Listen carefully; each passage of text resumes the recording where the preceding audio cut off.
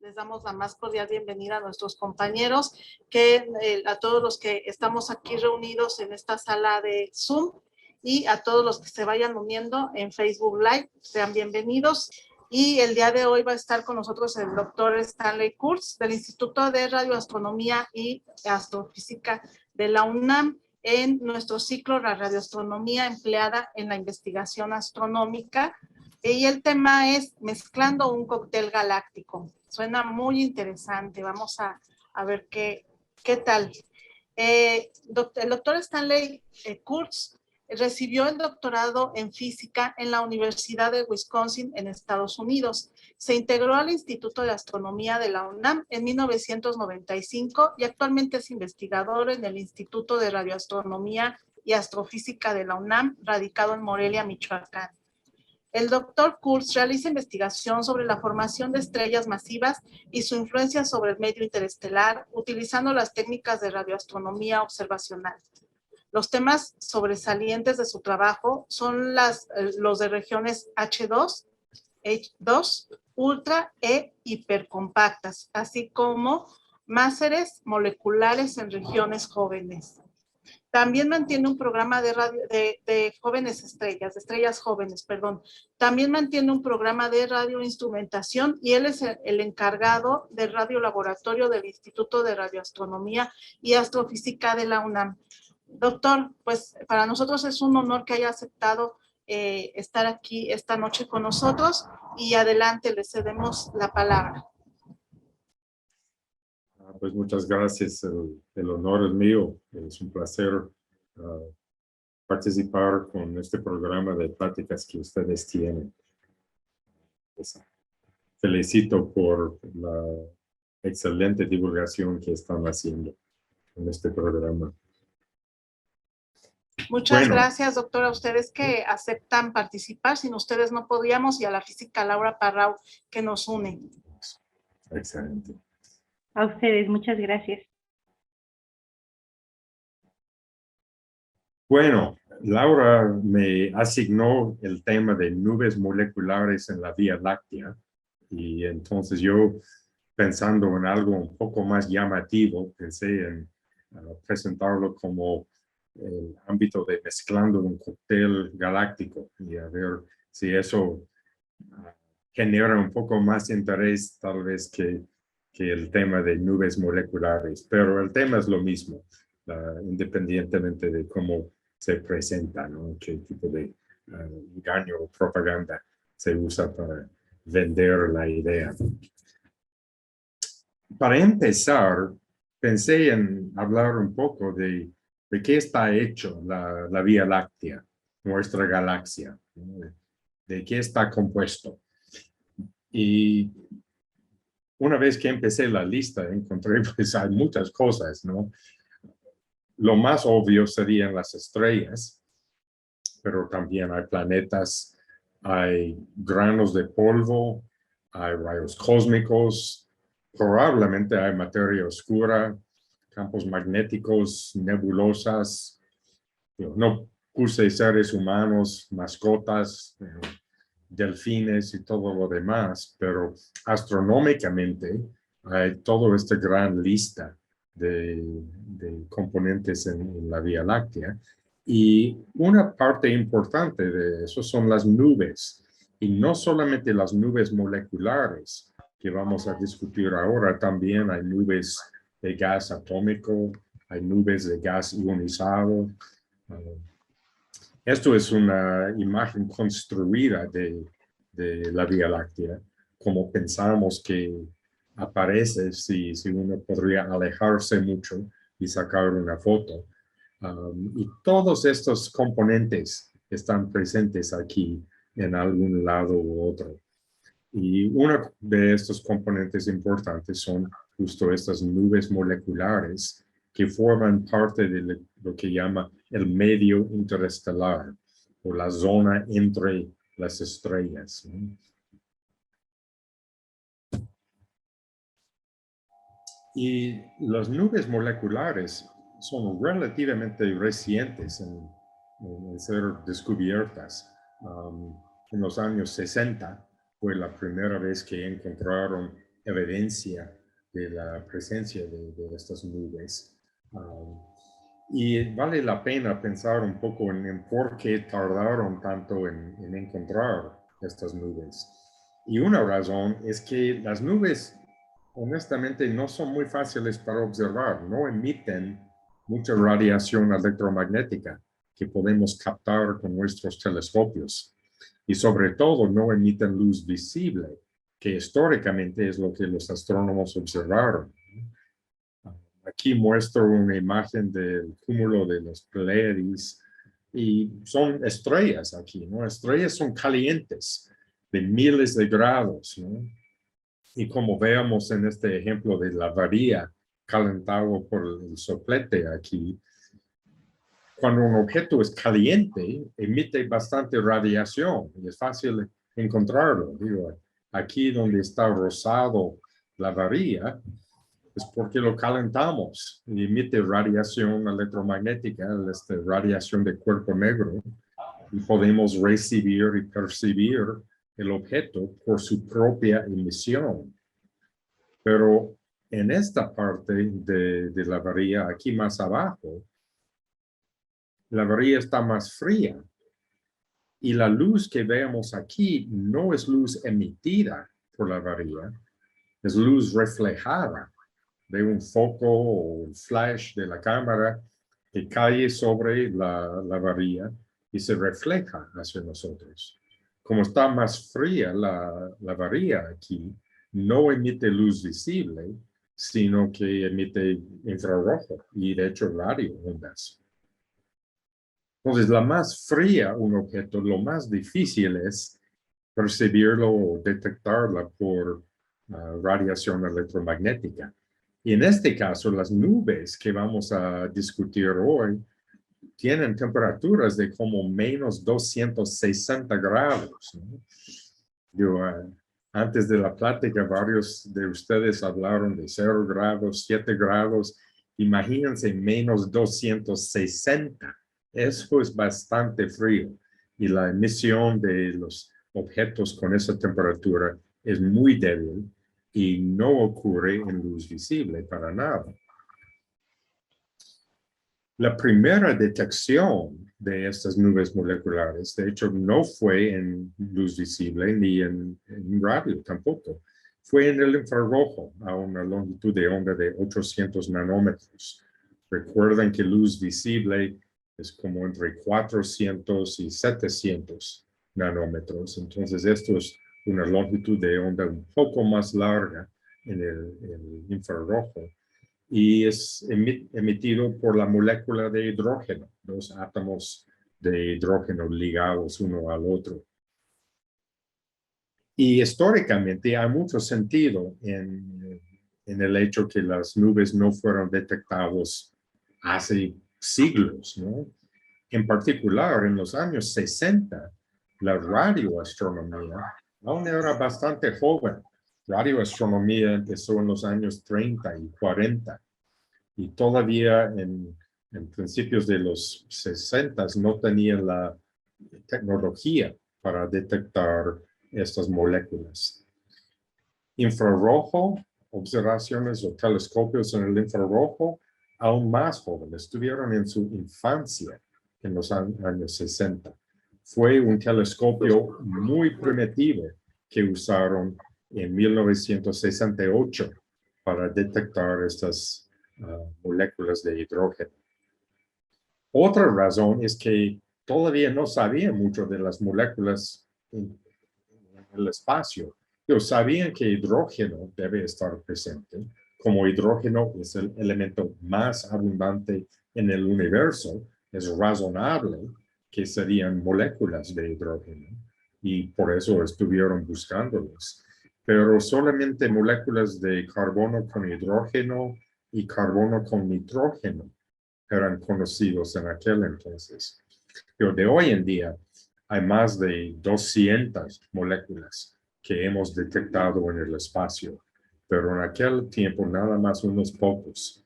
Entonces la búsqueda y la detección de moléculas en el espacio realmente fue en su infancia, en los años 60. Pero hay tres maneras que podemos detectar estos astros, o tres tipos de espectros electromagnéticos que pueden emitir. Uno es el continuo, cuando el astro emite en todas las longitudes de onda y la intensidad cambia muy paulatinamente con la longitud de onda.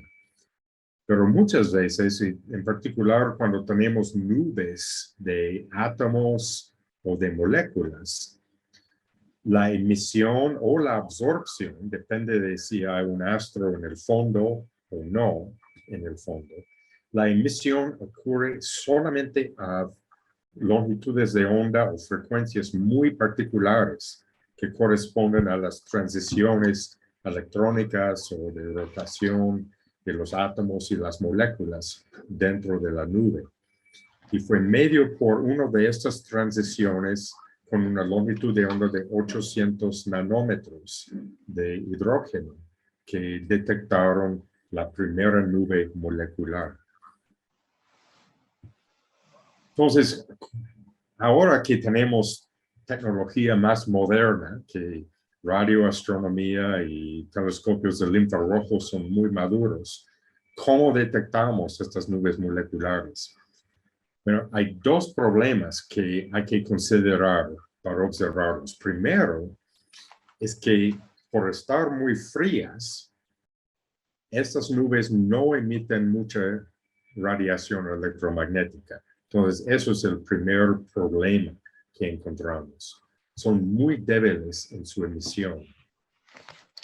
El segundo problema es tal vez un poco menos obvio, pero nuevamente hidrógeno es el elemento más abundante y 90%.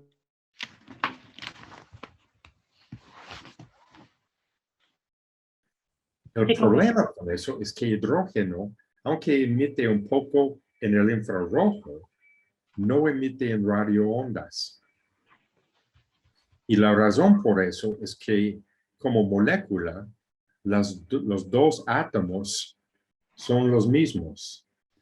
Es homonuclear, digamos. Los dos átomos son de hidrógeno. Por eso, la distribución de electrones en la molécula es simétrica y por lo tanto no emite en radioondas. Entonces, la solución aquí es observar otras moléculas. Y resulta, por ejemplo, que monóxido de carbono que veamos aquí, aunque no es tan abundante de hidrógeno molecular, sí existe en la millonésima parte, digamos, de hidrógeno, pero emite mucho más fuertemente. La razón es que el oxígeno aquí, que veamos en rojo, jala un poco más fuertemente a los electrones que el carbono, que veamos aquí en gris. Entonces, la molécula de monóxido de carbono es como una pequeña nube de carga eléctrica que es más negativa hacia el oxígeno y más positivo hacia el carbono.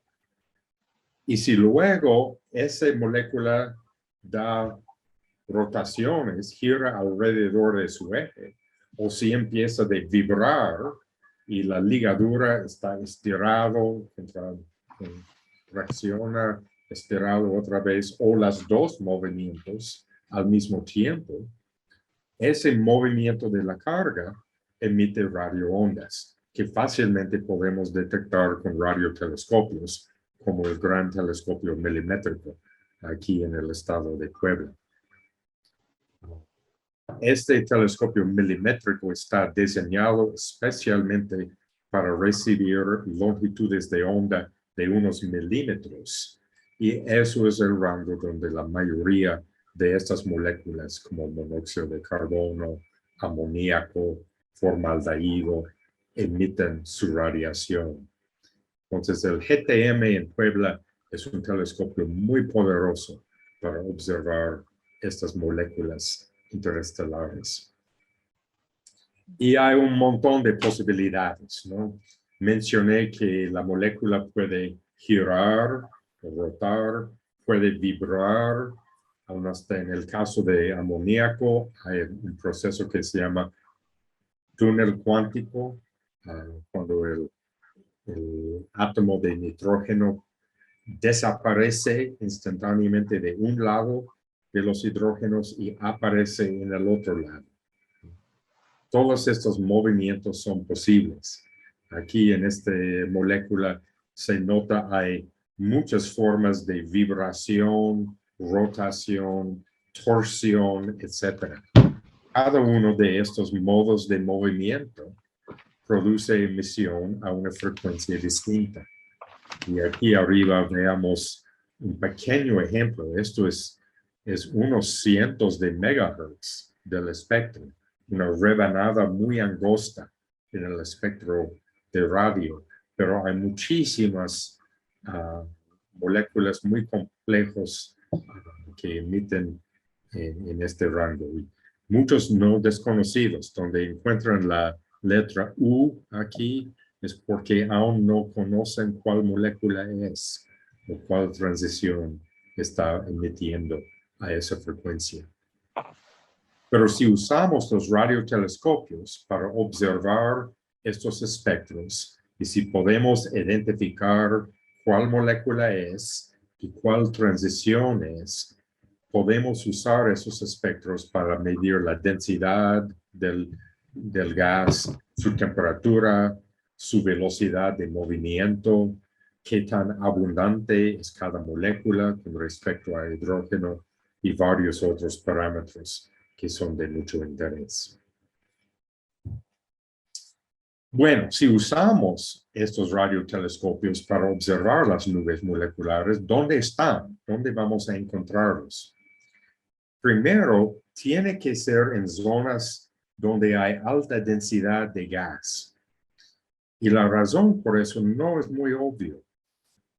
Resulta que las estrellas en la Vía Láctea emiten una buena cantidad de luz ultravioleta, más que nada, pero también luz visible que tiene suficiente energía en sus fotones para destruir una molécula. Solo unos pocos electronvolts de energía son suficientes para romper las ligaduras entre los átomos y separar los átomos de la molécula y destruirla. Entonces necesitamos una buena densidad de gas para proteger las otras moléculas de esta radiación de las estrellas. Y de hecho, si examinamos y inspeccionamos muy de cerca una nube molecular, típicamente encontramos que tiene una superficie como una piel, una capa muy delgada de hidrógeno neutro, donde las moléculas absorbieron la luz ultravioleta de las estrellas, separan los dos átomos de hidrógeno y es una capa atómica ahí en la superficie. Pero más adentro, donde las fotones ultravioletas no pueden llegar, las moléculas siguen formando y ligado átomo por átomo. Entonces, sí existen estas nubes atómicas donde no hay suficiente densidad de gas para proteger las moléculas, pero esas son nubes atómicas. Y Laura me pidió una plática de nubes moleculares. Entonces, nos restringimos a las moléculas y para otro día sería una plática de nubes atómicas. Bueno, estas nubes moleculares, entonces, están donde hay mucho gas y eso es precisamente en los brazos espirales que están en el plano de la Vía Láctea. Pero aquí, por ejemplo, estamos mirando la galaxia como si estuviéramos arriba o abajo de ella. Miramos la cara de la galaxia y no apreciamos tanto qué tan delgado es el plano de la galaxia. Aquí en esta imagen de Andrómeda tenemos una mejor idea, que es un enorme disco, pancake de material. Aunque en realidad sí es más esférica. Hay gas por arriba y por abajo del plano, pero es gas atómico o gas ionizado muy baja en densidad y no podemos apreciarlo en estas imágenes en luz visible, porque esos átomos no emiten en esa longitud de onda.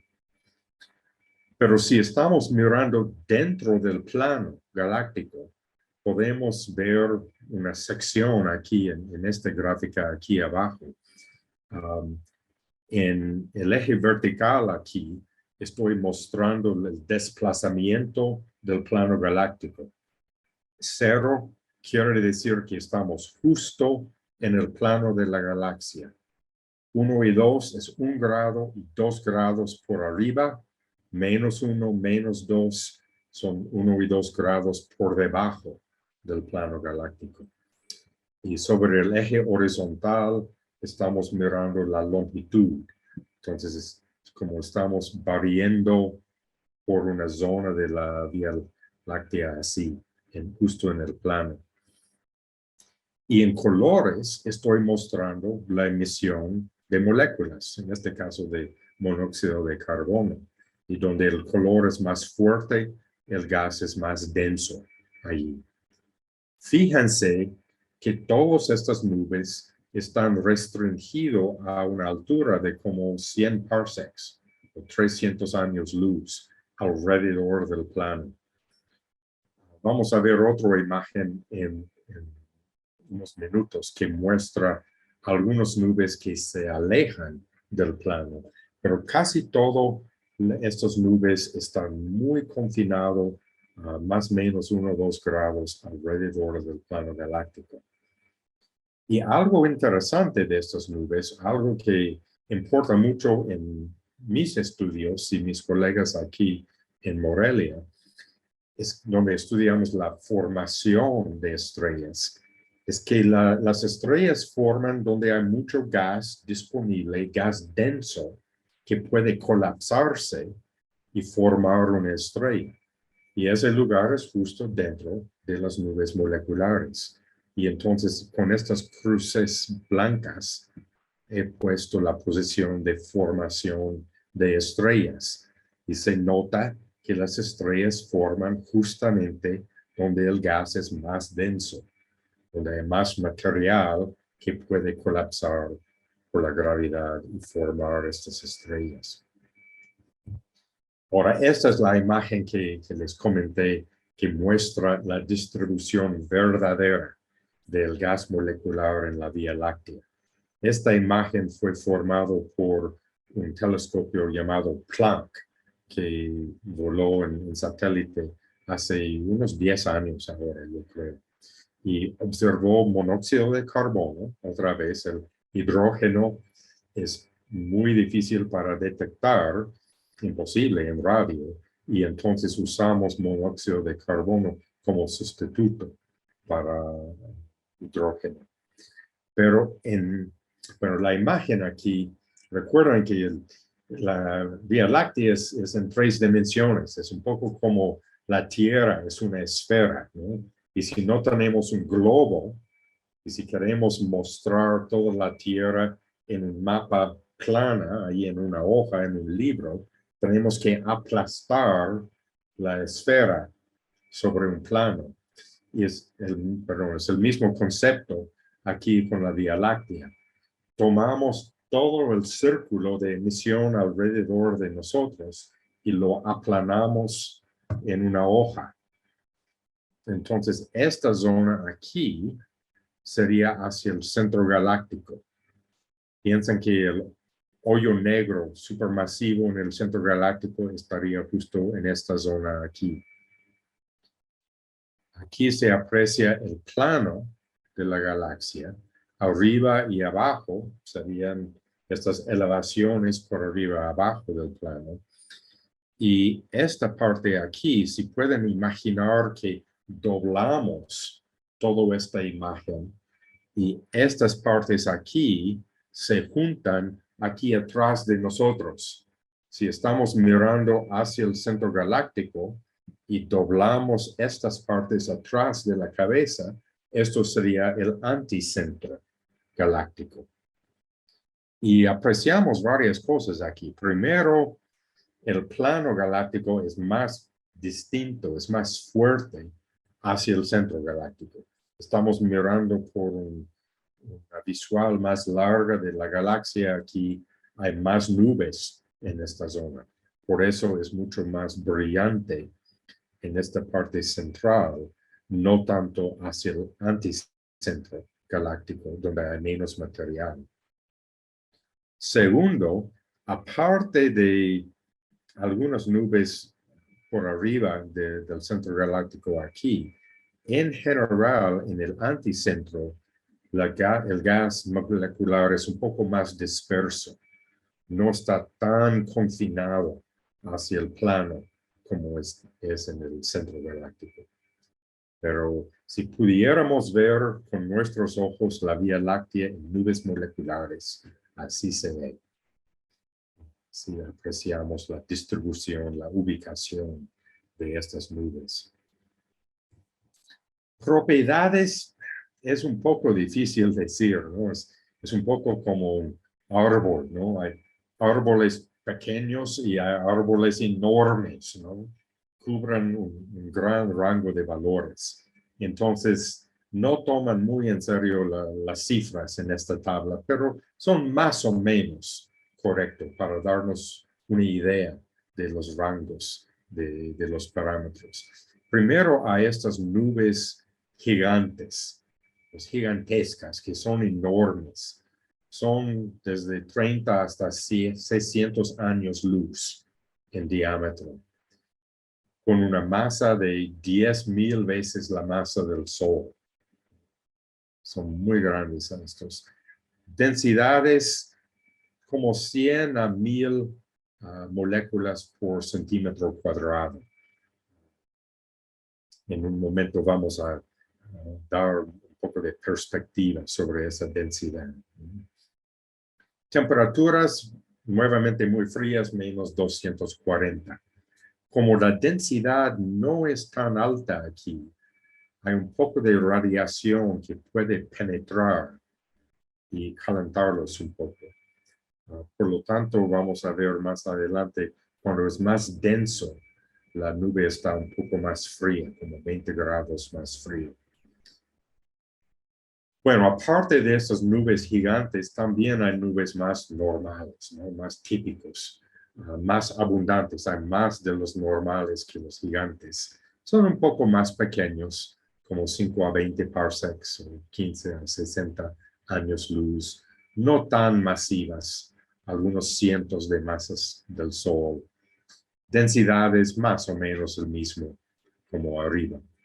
Simplemente son más pequeñas. Y por esta densidad tienen más o menos la misma temperatura. Pero también hay nubes un poco más densos, donde el material interestelar es un poco más compacta. Y estos no son tan grandes, como 1 a 10 parsecs, tal vez, algunos pocos años luz. Y menos, bueno, la masa puede ser mayor, ¿no? Aunque son más pequeñas, son más densos. Entonces resulta que pueden tener la misma hasta un poco más masa que los normales. Densidades ahora son como 10 veces más denso. En lugar de 100 a 1000, es como 1000 a 10,000. Y nuevamente, por esa más alta densidad, están un poco más frías.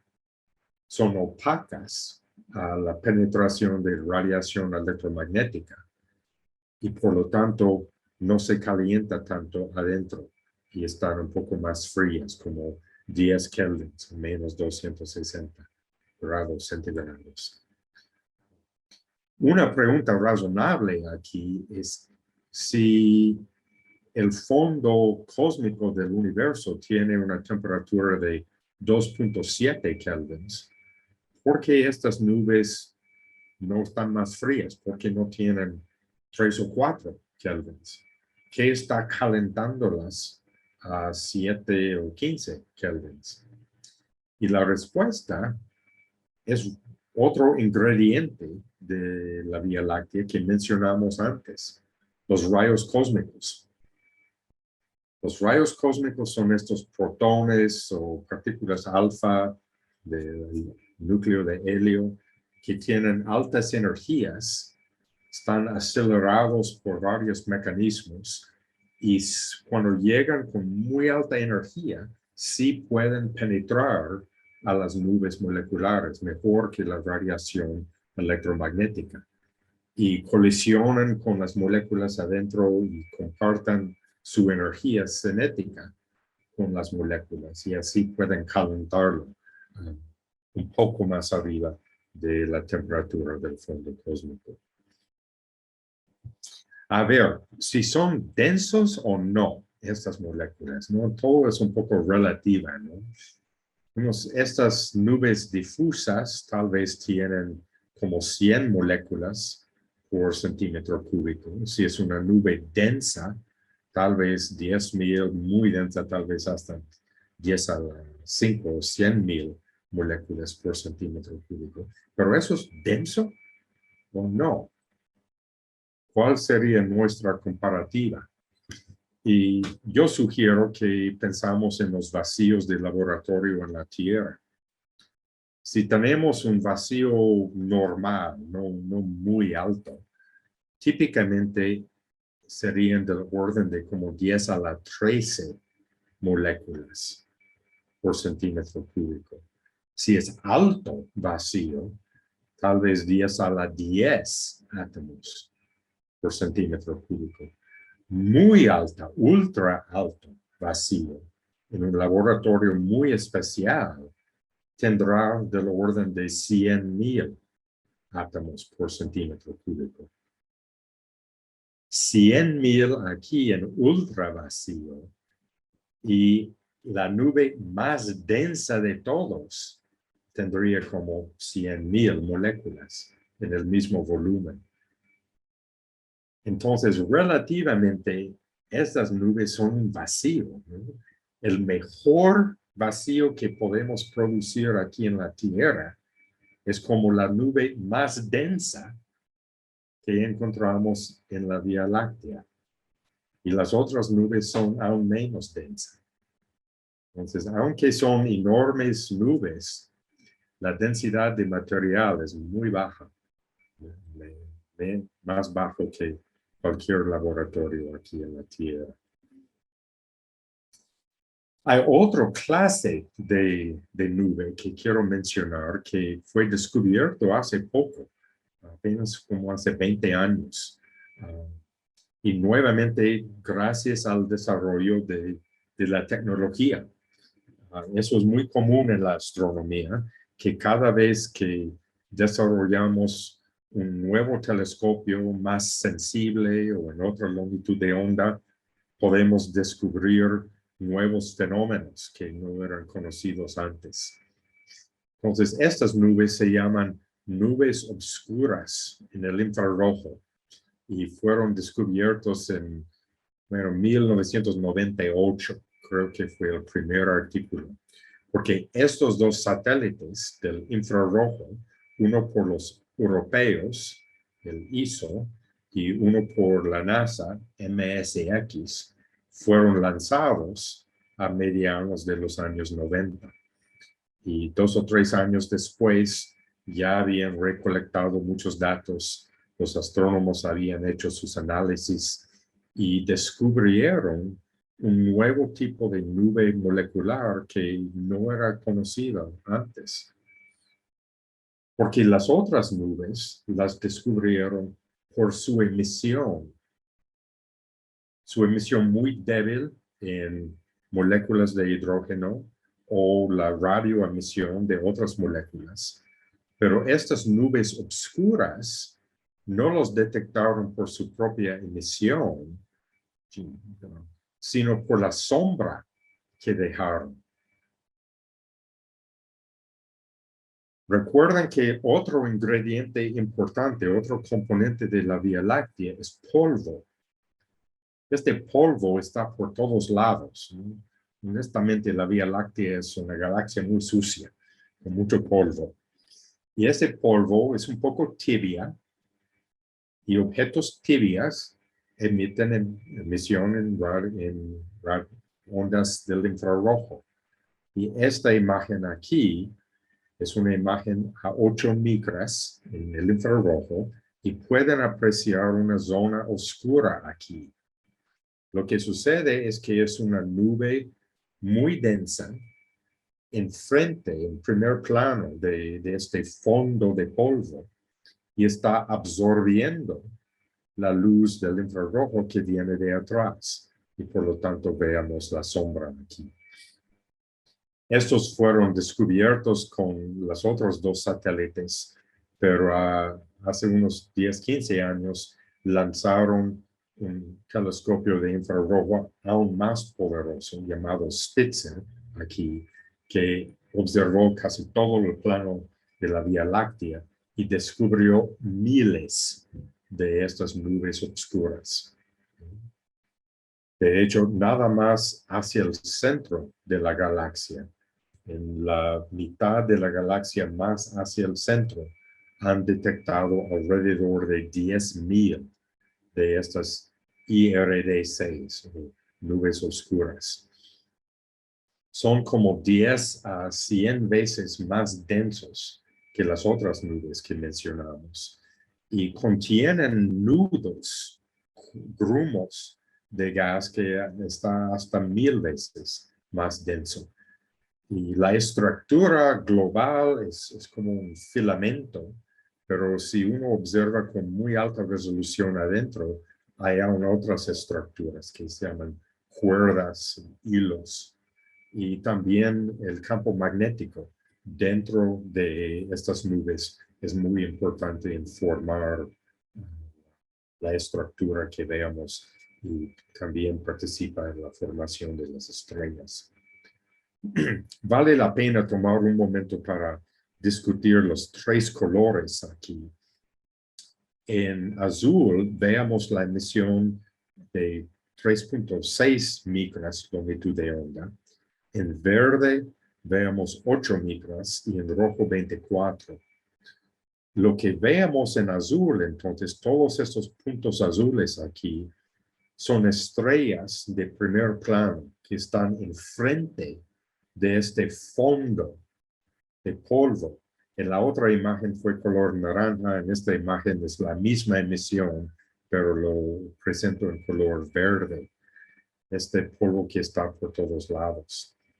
En rojo, como veamos en algunos puntos aquí, estos son estrellas incrustadas dentro de esta nube.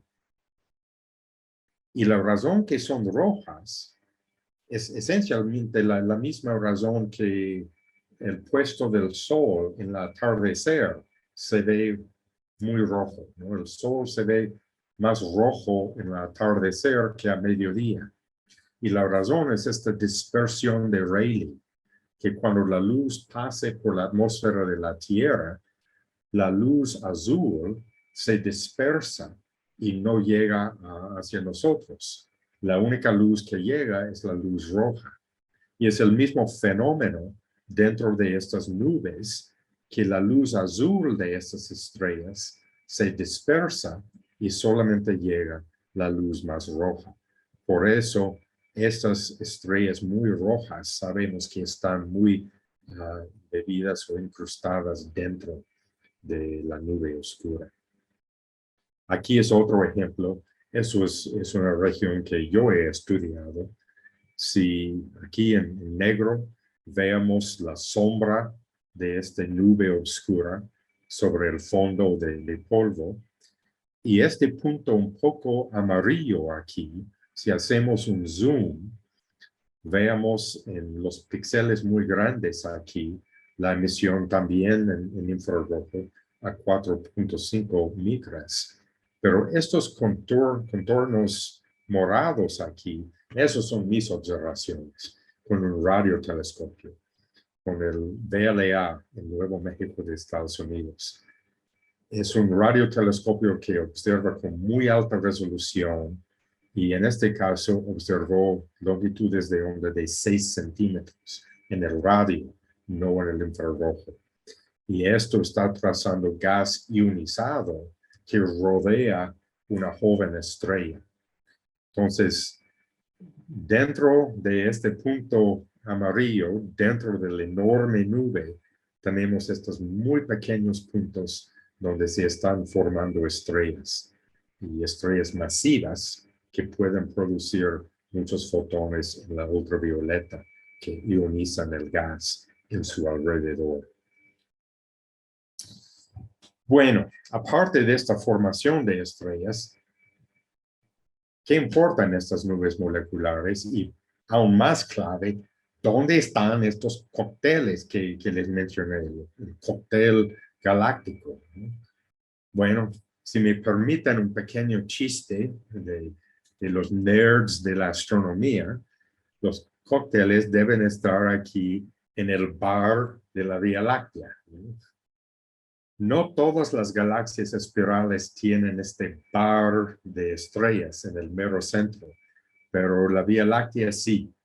Tiene una estructura de nubes, de gas, de estrellas en la forma de una bar en el mero centro de la galaxia. Entonces, si hay un cóctel en la Vía Láctea, debe ser en el bar de la Vía Láctea, ¿no? Ahora, la buena noticia de este bar es que tiene muchísimo alcohol. Hay un montón de alcohol en el espacio. Hice una pequeña cálculo de una estimación.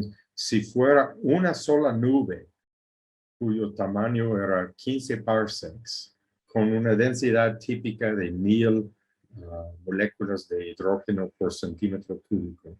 Y si el alcohol tuviera una abundancia relativa a hidrógeno típico, sería suficiente alcohol para 10 a la 36 cócteles.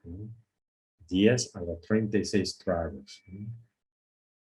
Ahora, eso es la buena noticia. La mala es que casi todo ese metanol, ese alcohol es metanol, no etanol, ¿no? Tiene un átomo de carbono en lugar de 2 átomos de carbono. Si tomamos este metanol, por cierto, es la misma molécula que les mostré antes, que tiene un solo carbono aquí en lugar de 2. No, quedamos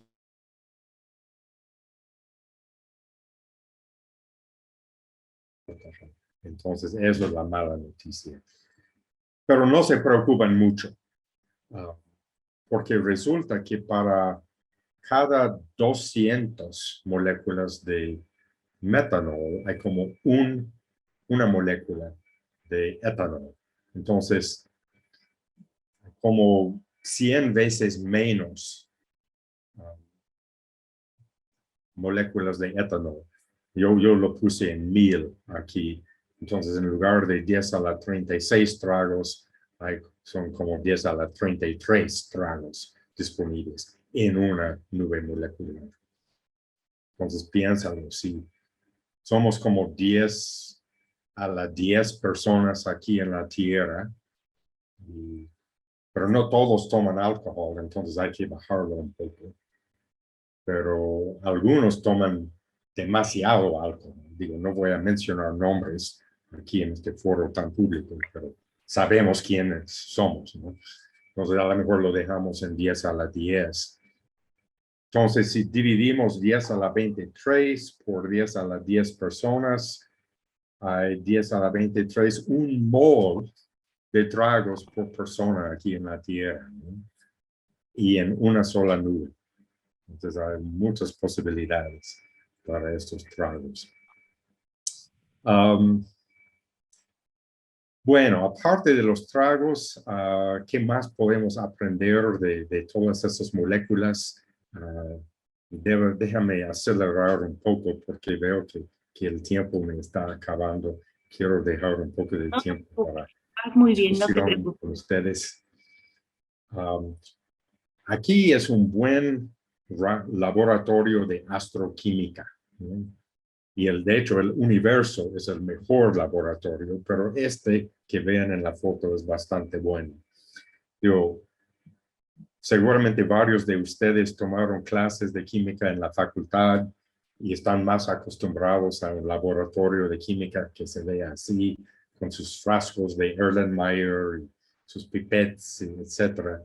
Y este tipo de química es muy valiosa, pero la más fregona de la química utiliza bombas de vacío, haces moleculares, todas estas cosas más exóticas, donde de hecho se puede reproducir las condiciones más parecidas al espacio. Y existe toda una disciplina que se llama astrofísica de laboratorio o astroquímica de laboratorio, donde hacen los estudios dentro del laboratorio y jamás tocan un telescopio. Y eso sería un ejemplo de uno de esos laboratorios. Bueno, con todo esta astroquímica que pueden hacer, y nada más voy a mencionar 2 o 3 ejemplos interesantes. Uno es un misterio de la química.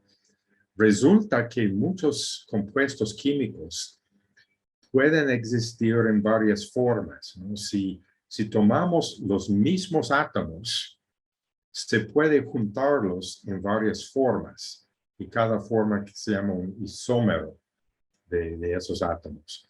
Por ejemplo, si tomamos 2 átomos de carbono, 4 átomos de hidrógeno y 2 de oxígeno, mínimo podemos hacer 3 compuestos distintos. Uno es formiato de metilo. Aquí está su fórmula, no condensada, pero en una secuencia que muestra la estructura.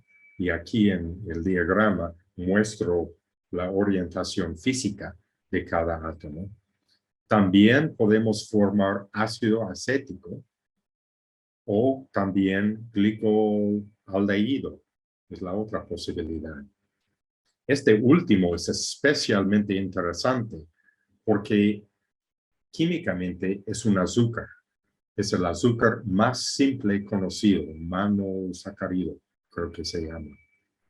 Entonces, esta molécula puede tener implicaciones para la astrobiología, ¿no? El inicio de la vida, porque esta molécula puede ser comido por otros seres como virus o bacterias, ¿no? El enigma aquí es que si podemos formar cualquiera de estas 3 moléculas con los mismos átomos, ¿por qué para cada una molécula de glicoaldehído son 2 moléculas de ácido acético y 52 moléculas de formiato de metilo? Este primero es muchísimo más común que los otros 2. De hecho, se encuentra formiato de metilo por todos lados en la Vía Láctea. Es como la mala hierba de la Vía Láctea. Está por todos lados, contaminando nuestras observaciones. Pero las otras 2 formas son muy raras. Solamente en contados lugares han encontrado estas moléculas y para nada con la abundancia de formiato de metilo. Entonces, ¿por qué uno es tan común y los otros 2 tan poco común? Es un problema para los astroquímicos. Otro ejemplo, relojes químicos. Se puede usar los químicos como un reloj para medir el tiempo. Resulta que las reacciones químicas proceden, evolucionan con el tiempo, y entonces, si esperamos más tiempo, las moléculas parientes desaparecen y las moléculas hijas aumentan en su abundancia. Entonces podemos observar astros que tienen varios centros de actividad, como A, B1, B2 y B3, y medimos la abundancia con respecto a hidrógeno de varias moléculas dentro de estos grumos de gas.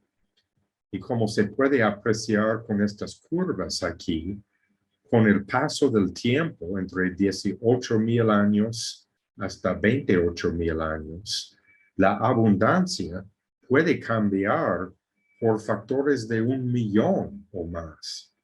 Entonces, si una molécula casi no aparece, debe ser un objeto muy joven. Si aparece mucho más abundante, sabemos que es más vieja el astro, está más evolucionado. Y así se puede usar los químicos como un reloj atómico. Por último, problemas de la física básica son relevantes. Muchos de ustedes van a reconocer el número 1836 y en mucho detalle, punto 15, 26, 73, 43. Es la razón entre la masa del protón y el electrón. Y esa razón de masas tiene un valor importante en la física básica. Resulta que observando ciertas moléculas, nuevamente es el mismo metanol, es un ejemplo. Aquí les muestro la estructura de energías de varias transiciones de rotación de esa molécula. Y cada transición tiene una frecuencia ligeramente diferente. Mu en esta ecuación representa la razón entre las dos masas. Y entonces lo que veamos es que este parámetro Q relaciona la razón de las masas con el cambio de frecuencia entre esas transiciones. Entonces, con la combinación de observaciones con radiotelescopios y esos estudios de laboratorio, podemos imponer límites y mejorar la precisión de la medición de esta razón. Y así aportamos cosas más a la física básica que a la astronomía. Pero bueno, ya creo que he hablado suficiente. Seguramente todos tienen un cóctel esperándoles ahí en su nevera. Entonces, lo dejamos así. Cada uno puede ir a su cóctel. Muchas gracias por su atención.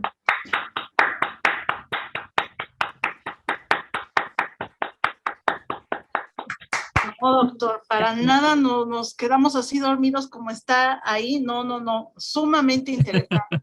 Una excelente conferencia el día de hoy. Muchísimas gracias, doctor. Todo el mundo nos está lo está felicitando tanto en Facebook y de seguro ahorita vamos a tener varias preguntas. Sí, adelante. Si nos permite, adelante, no sé quién tenga alguna pregunta, Ricardo. Pues por de pronto quisiera felicitar, muchas, excelente plática. La verdad me quedé con varias preguntas aquí en la mente, pero necesito estructurarlas un poquito. Muy bien. Déjenme entonces tomar la palabra. Sí, adelante, física. Nos mencionaba Stan que les estoy pidiendo cosas un poco específicas a los conferencistas. Nuestras conferencias están llegando principalmente a estudiantes de bachillerato, a profesores de bachillerato y, por supuesto, a mucha gente interesada en la astronomía entre el público. Y es importante, en el caso de los profesores y estudiantes de bachillerato que están empleando radiotelescopios, que sepan qué se puede observar, cómo se observa, qué características tiene cada uno de esos objetos. Por eso, si se fijan, tenemos el ciclo de radioastronomía, otro en donde estamos viendo cómo se desarrollan todas las cosas de manera teórica y convergen hacia las observaciones. Otro, cómo observamos en el visible, porque tenemos dos ventanas, la ventana del radio y la ventana del visible. Entonces, ¿qué estamos observando en cada una? ¿Qué temperatura tienen los objetos que estamos observando en cada una de esas ventanas? ¿Qué es lo que podemos ver y por qué? Entonces, de ahí la importancia de todos los ciclos, no perderlos, para que podamos entender de una manera un poco más completa todos los aspectos que lleva la astronomía, porque con todos los nuevos instrumentos que se tienen, pues hay un cambio notable en toda la información que estamos teniendo. Es como entrar a una nueva época, pero tenemos que entrar todos juntos. Y de ahí la importancia de las conferencias que podemos llevar a todos los espacios. Observen que ustedes están observando a lo mejor en San Pedro Mixtepec y pues ahí a lo mejor no hay carretera, pero hay Facebook y están ustedes aprendiendo lo último que hay en información científica que les abre otros panoramas. Y entonces ustedes pueden incorporarse a aprender y hacer otras muchas cosas y a lo mejor pues trabajarán a distancia desarrollando cosas nuevas. Entonces, los invito a todos a pensar un poco y a reflexionar al respecto y les cedo el micrófono a Laura para las muchas preguntas, antes de felicitar primero al doctor Stancourt por su excelente conferencia. Gracias. Muchísimas gracias, Física. Y bueno, tenemos aquí varias preguntas en el chat. A ver, mire, ay, es que de repente me las mandan por chat, pero más bien si las pueden hacer porque no veo bien. Ya estoy viejita y no veo bien. A ver, permítame, déjeme ver. Sí, adelante. Bueno, perdón, Laura, si me permites. Ay, gracias. Doctor, yo sé que se han encontrado en los cometas, en las nubes de los cometas, aminoácidos. Me parece que glicina, si no mal recuerdo. No sé si también se hayan podido encontrar en las nubes moleculares este tipo de moléculas. Que yo sepa, todavía no han encontrado un aminoácido en una nube molecular. Y yo dudo un poco que van a encontrarlos, pero es posible. Digo, había este azúcar que encontraron en una nube molecular y con el tiempo siempre estamos encontrando moléculas más complejas. A lo mejor hay que tener condiciones un poco distintas para formar los aminoácidos. Pero no estoy seguro, no es la astrobiología y astroquímica no es mi área. Y entonces no confío en mi respuesta, pero yo digo que nubes moleculares son moléculas un poco más simples que los aminoácidos. Muchísimas gracias, doctor. Bien, no sé si tengan alguna otra pregunta, por favor, aquí en chat. Bueno, la Física Laura tenía aquí algo, pero me parece que ya fue lo que comentó. David León. Espérame, Laura. Mira, sí, adelante. Si nos prestas, por favor, la imagen en donde tienes un fondo verde y observas la sombra oscura. Primero, quiero que observen ustedes que si bien cuando observamos en el telescopio las estrellas para el visible, pues estamos casi observando estrella por estrella. Necesitamos tener instrumentos especiales y CCDs más amplios para tener un campo un poquito más grande. Pero observen ustedes el tamaño en radio de lo que está tomando en esta presentación, en esta diapositiva. Observen ustedes aquí que cada una de las estrellas es como un punto. Observen ustedes la coloración del fondo. O sea, fue juntando información. Una pregunta, ¿estás sumando filtros o al mismo tiempo se obtiene toda la información? Esta imagen fue tomado con dos cámaras distintas que operan al mismo tiempo. Había una cámara que observa a 3, 4, 5 y 8 micras. Los 4 colores o los 4 longitudes de tiempo simultáneamente. Y la otra cámara observa a 24 micras, lo que vemos en rojo aquí.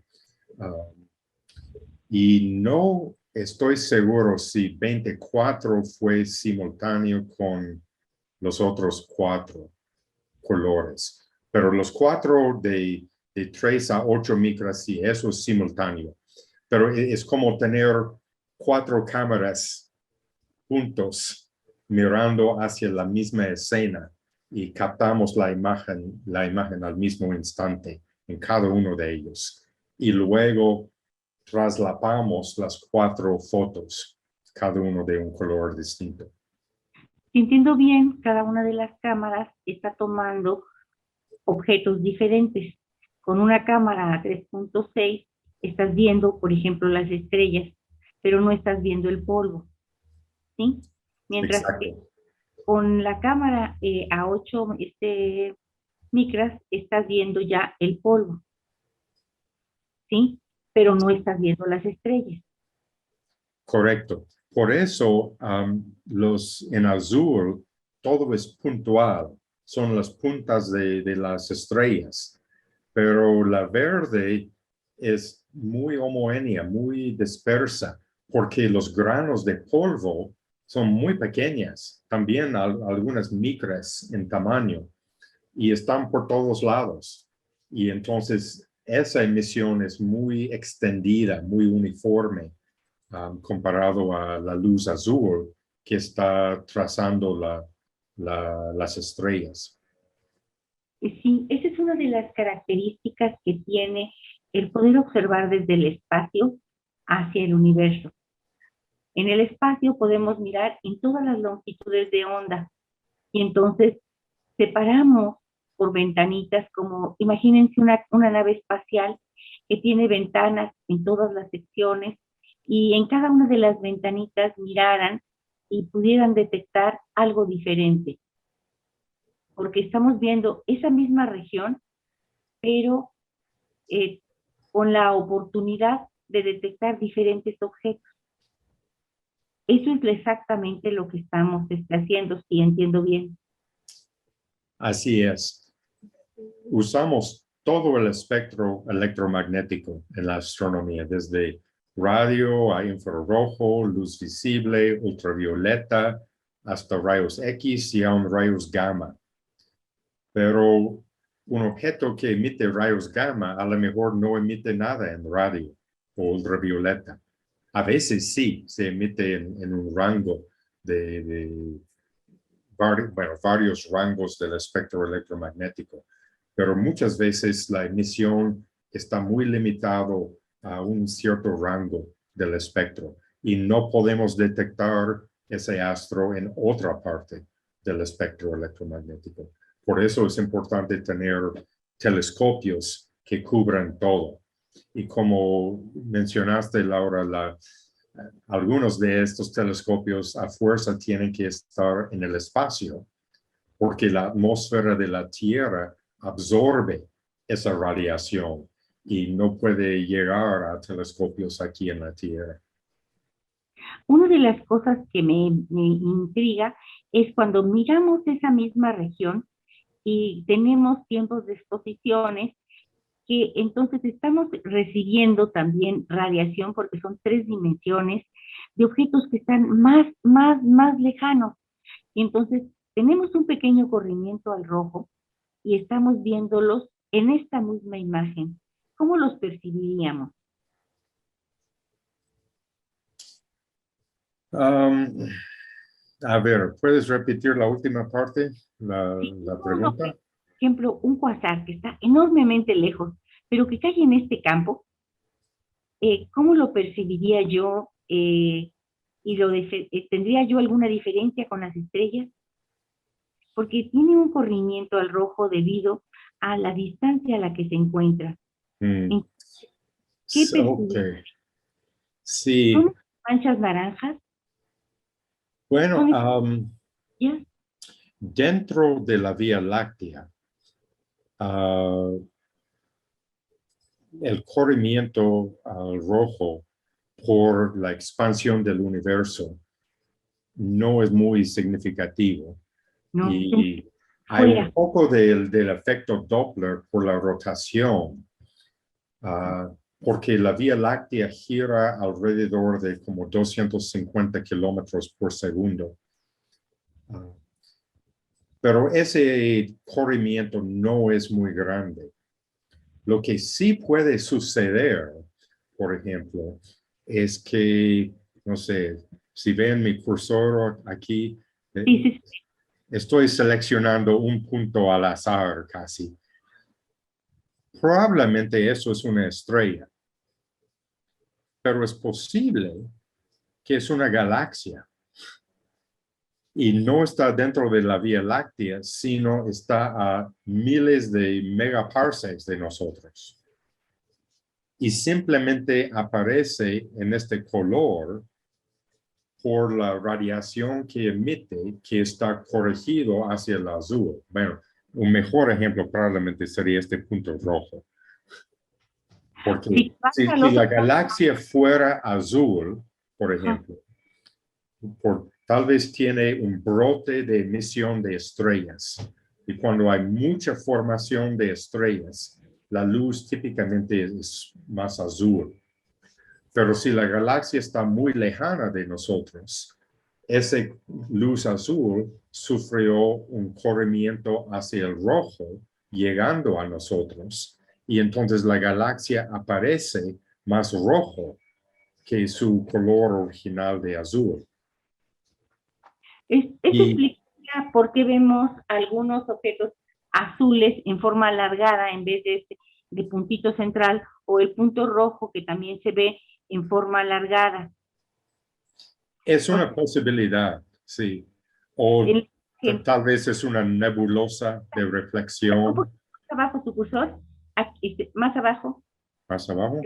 No, ajá, y ahora muévelo en sentido contrario, un poquito más hacia el punto rojo, ¿lo ves? Que está alargado.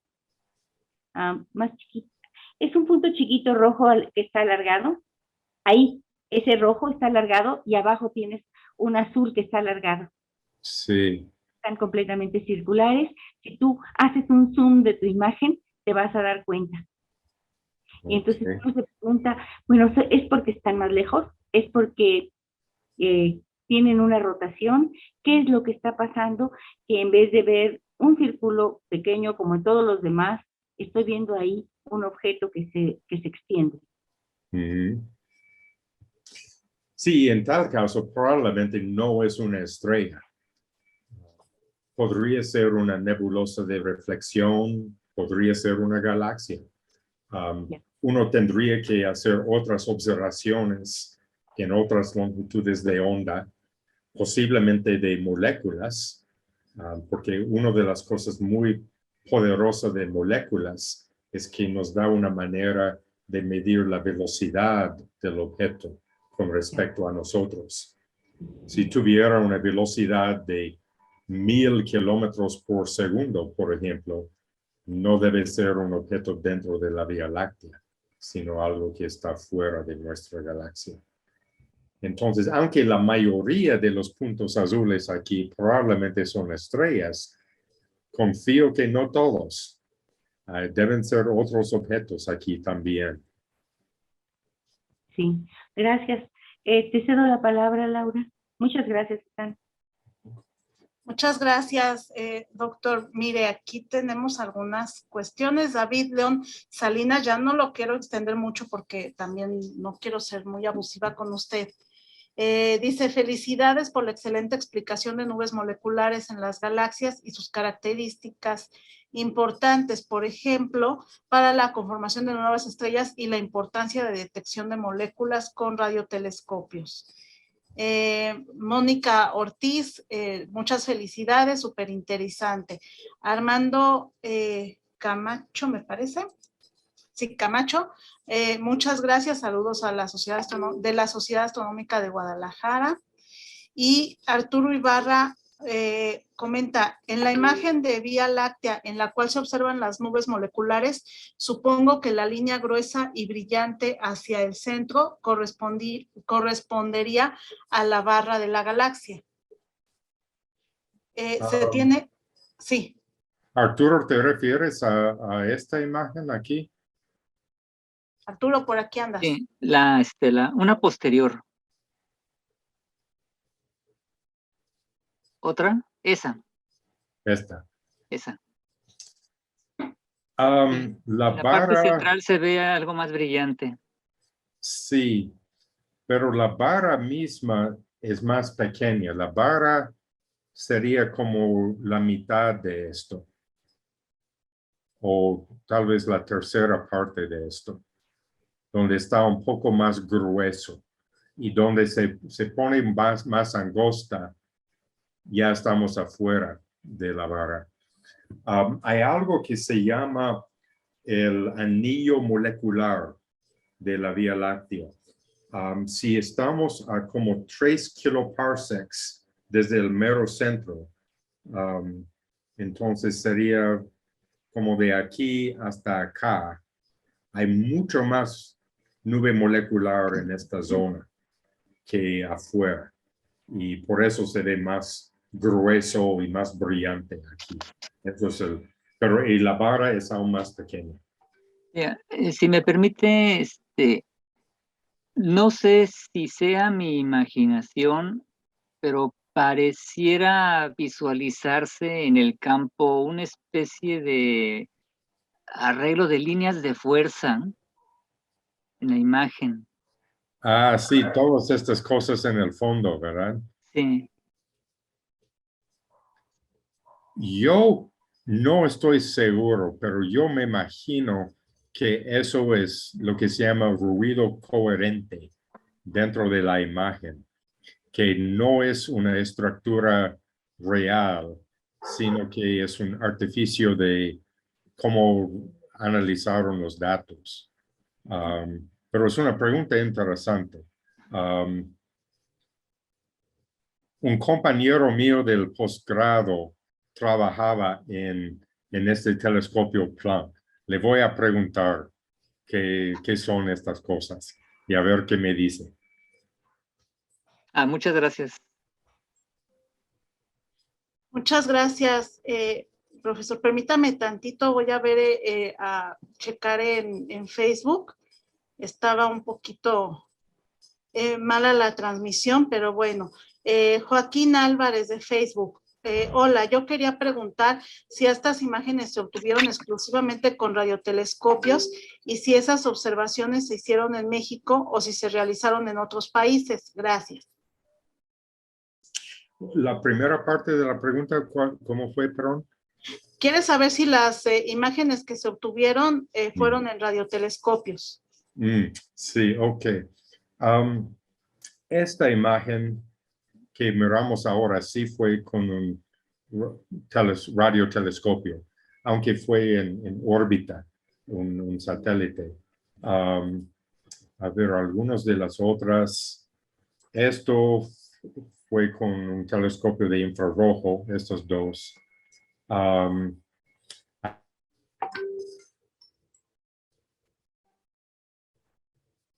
La imagen en contornos fue con un radiotelescopio en Estados Unidos. A ver, déjame buscar algún. Esto, a ver, tendré que checar. Creo que esto fue con un radiotelescopio y seguramente fue en Estados Unidos. Aunque déjame comentarles que un radiotelescopio aquí en México que tiene muchísimo potencial es esta. Es una lástima, bueno, no quiero ofender a nadie que está ahí en Facebook. Muchos de los usuarios, los responsables de este telescopio, tienen más interés en otras galaxias. Y de hecho es un telescopio muy poderoso para estudiar otras galaxias también. Pero con un pequeño cambio en instrumentación, y de hecho aquí en Morelia estamos trabajando en un nuevo sistema electrónico que podemos instalar en el gran telescopio milimétrico. Y con esa nueva electrónica sería súper poderoso para observar estas moléculas dentro de la Vía Láctea. Entonces, mi esperanza es que en los próximos 5 años ustedes van a ver muchísimos resultados científicos de moléculas, nubes moleculares, tomado con este radiotelescopio en Puebla. Bueno, la otra parte era que él preguntaba que si esos radiotelescopios estaban aquí en México, las imágenes, perdón, de los radiotelescopios fueron de aquí de radiotelescopios de México o de otros países. Sí, los que mostré aquí eran de otros países, pero tenemos la esperanza que ahora que contamos con este gran telescopio milimétrico en Puebla y otro proyecto de la UNAM está en el estado de Hidalgo. Es una antena un poco más pequeña. El GTM es de 50 metros. La antena en Hidalgo es de 32 metros. Y las frecuencias son un poco más bajas. Sin embargo, el telescopio en Hidalgo puede observar metanol, puede observar amoníaco y agua, otra molécula muy importante en el espacio. Y entonces yo creo que estamos en un momento que los próximos 5 o 10 años, radiotelescopios mexicanos puedan aportar mucha información de las nubes moleculares. Y ojalá que algunos de los estudiantes y profesores que están en línea puedan participar en esas observaciones.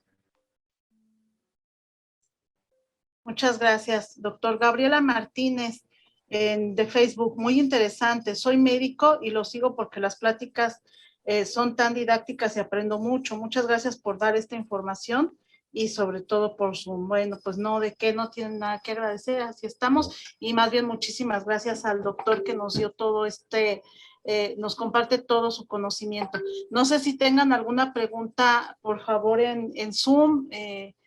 No tengo ahorita manitas alzadas. No anda por aquí. Yo había hecho una rápida adelante. Pregunta, perdón la interrupción. No, sin problema.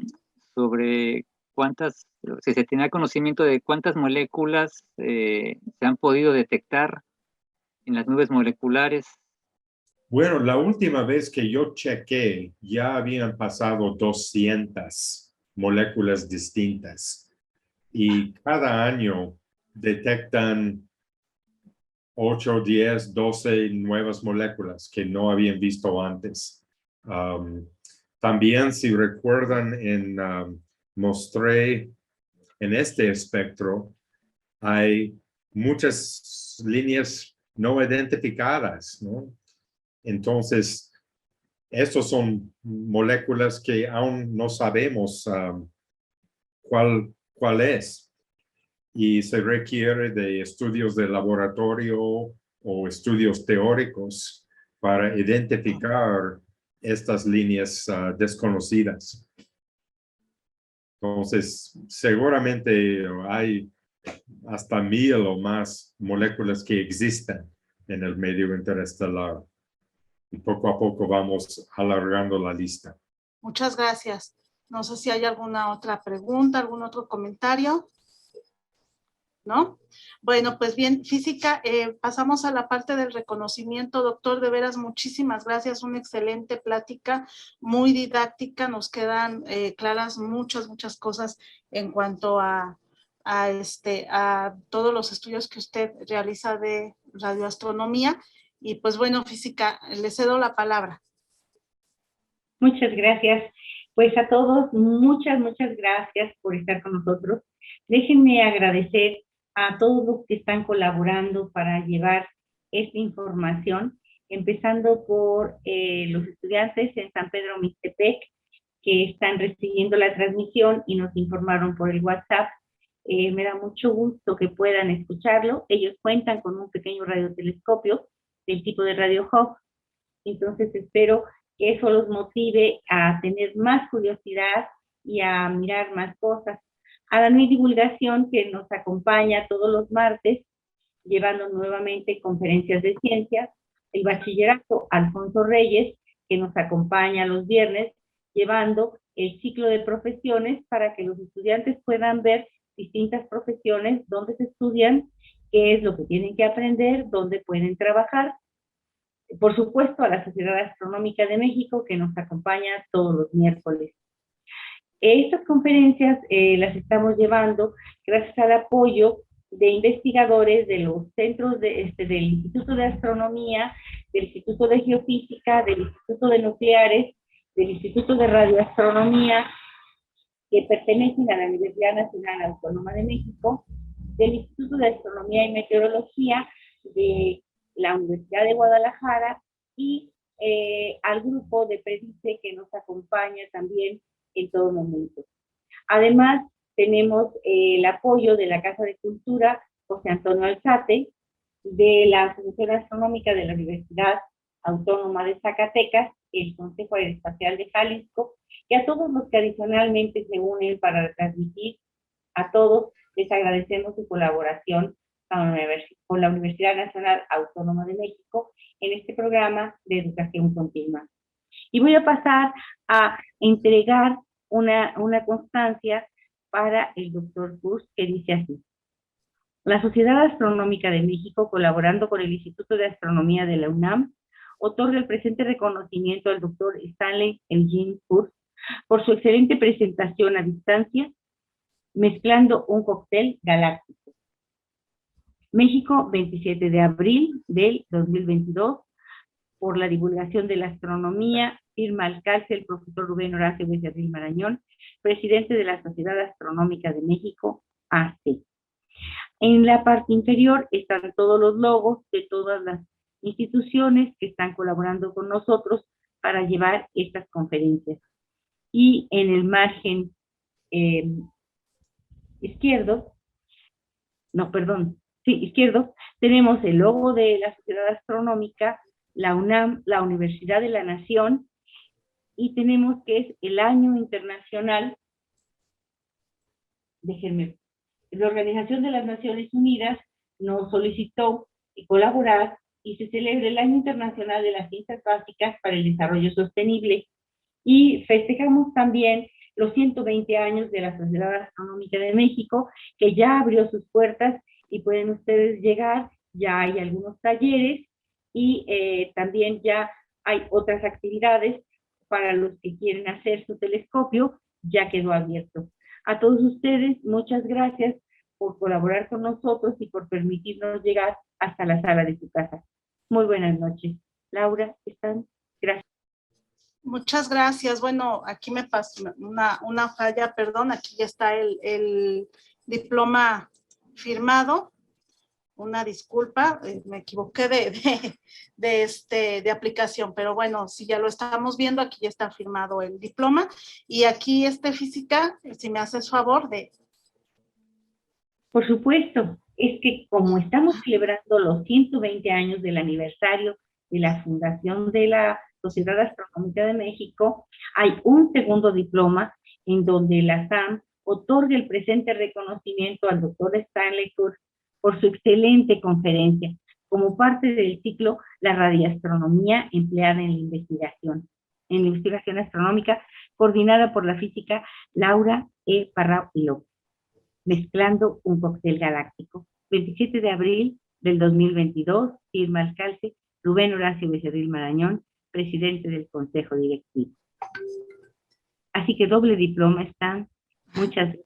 Se lo enviaré a la física Laura por correo para que después ya se lo pase a usted, doctor. Muchísimas gracias por haber aceptado participar con nosotros, y les recordamos que el próximo miércoles seguimos con las conferencias del ciclo, la instrumentación, perdón, del ciclo, sí, la instrumentación en la investigación astronómica, y vamos a contar con la presencia del doctor Salvador Carlos Cuevas Cardona, del Instituto de Astronomía de la UNAM, con el tema la instrumentación del telescopio James Webb y el instrumento Frida para el GTC. un estudio comparativo. Así es de que los esperamos. Muchísimas gracias. Y recuerden que también el sábado 7 vamos a tener conferencia presencial. Ya está anunciada en Facebook por si les interesa participar. Ahí los esperamos. No nos queda más que agradecerles a todos su participación. Muchísimas gracias, Física. Muchísimas gracias a todos los presentes aquí en la sala. Y nos vemos aquí el próximo miércoles. Doctor, muchas gracias. Gracias. Buenas noches. Muchas gracias. También el comentario del doctor, Alfonso Ábrego de la Red Mexicana de Radiotelescopios, felicitándolo, y nos comenta que tuvimos un invitado de lujo, y así es, doctor. Muchísimas gracias.